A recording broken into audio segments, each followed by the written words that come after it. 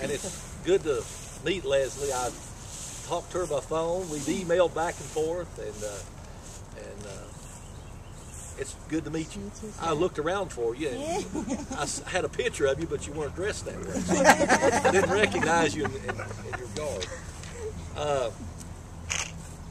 Okay, we have with us now Mr. Bud Phillips, who is our local historian, who can vouch for a lot of things in this city. We're glad to have you, Bud. I have been gathering information on this cemetery for 58 years. I've spent many, many hours in here in all kinds of weather, under all kinds of circumstances. One thing that I've tried to do is to find unique things, people who represented a unique portion of the life of Bristol, early Bristol mostly. I'd learned that if you knew the history of the people who are buried here, you would have a great knowledge of the history of Bristol. I'm not going to bore you with the history of the cemetery at this moment. It's not boring, but I know the time is limited. But if everything goes as planned, by midweek you can have my publication on the history of this cemetery. It is a detailed history, not just a mundane title, History of East Hill Cemetery, that's what it is. And it will go into detail about the early history of this cemetery. And also contained in it will be an armchair tour of the cemetery. I've done many a tour here in person. You know that, most of you here in the crowd. Many of you followed me all over the hill here as we gave tours of this place. I haven't done that in 2 or 3 years now, but this book, part of it, in fact the largest part of it, will be what I call an armchair tour of East Hill Cemetery.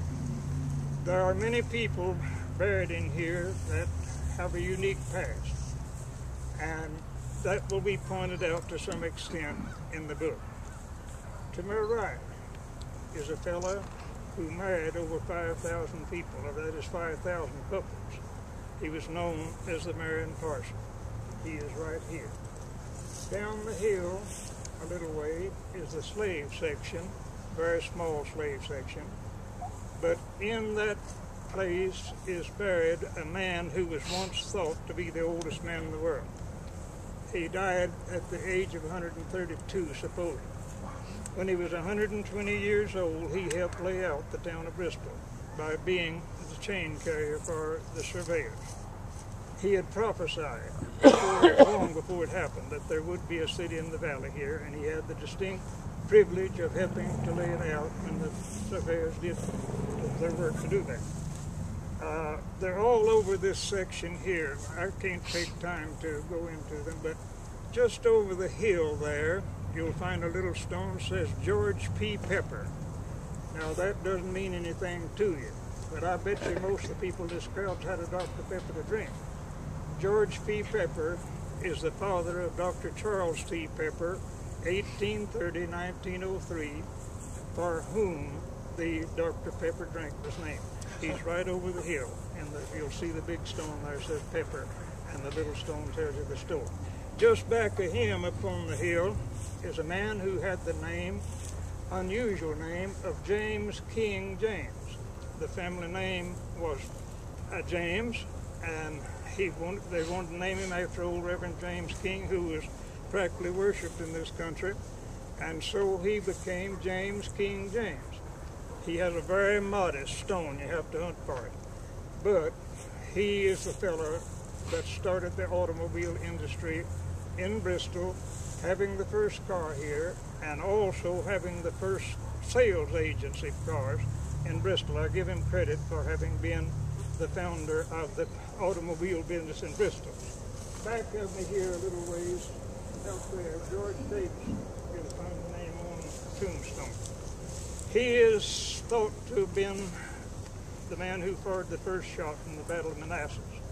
Now they try to prove that in a certain way, but I don't have time to go into the details now, but he is said to be the person who fired the first shot in the Battle of Manassas.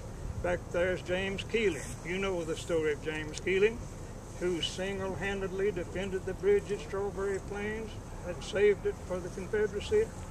Well, he lost a hand in that deal, and I've had the privilege of being where the hand's buried, and I've had the privilege of being here where he's buried.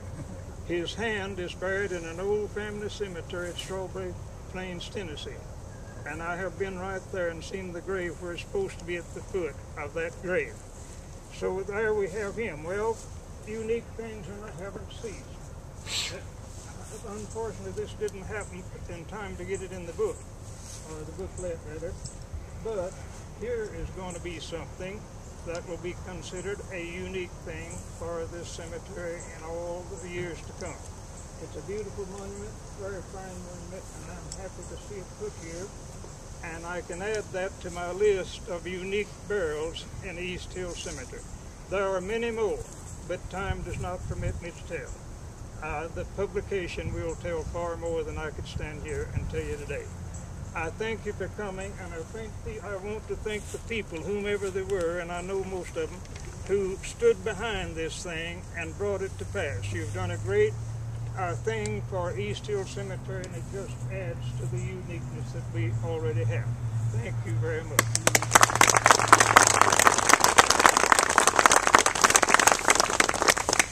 There's a guy that you can visit, sit down with a cup of coffee, and have a lot to talk about. I can assure you of that. A lot of knowledge in that head right there, I can tell you about our history. Next we have on the list Joyce Kestner. Where are you, Joyce? There you are. And she is with the United Daughters of the Confederacy. And she's going to speak to you. Briefly.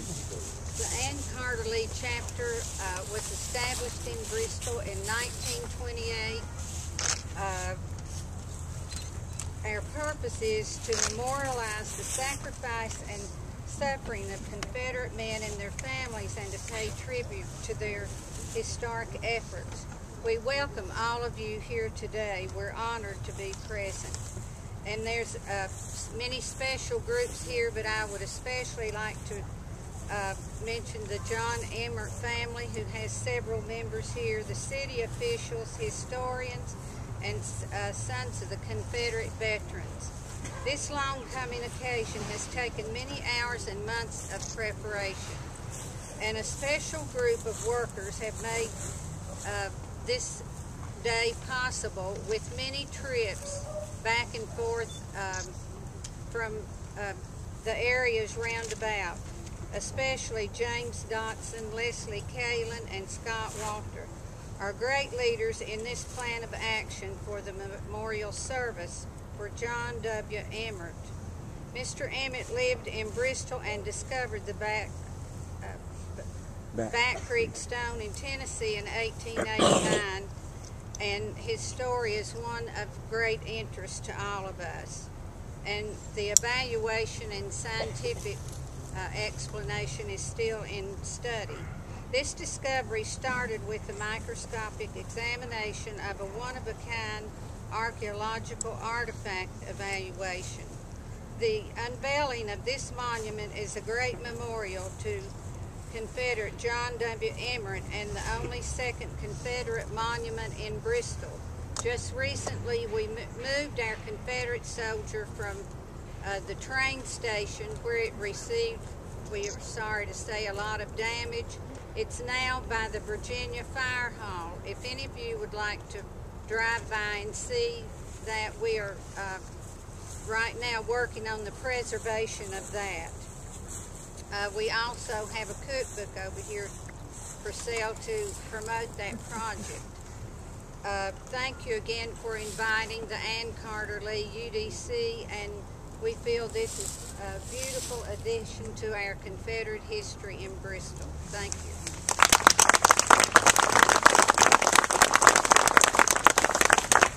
We're very fortunate to have a historical society here in Bristol, and Joyce is on that, and they just do a remarkable job. A lot of things that we have and preserved and kept is because of their efforts, and so we really appreciate all that you do. We have one more speaker, H.K. Where are you? There you are.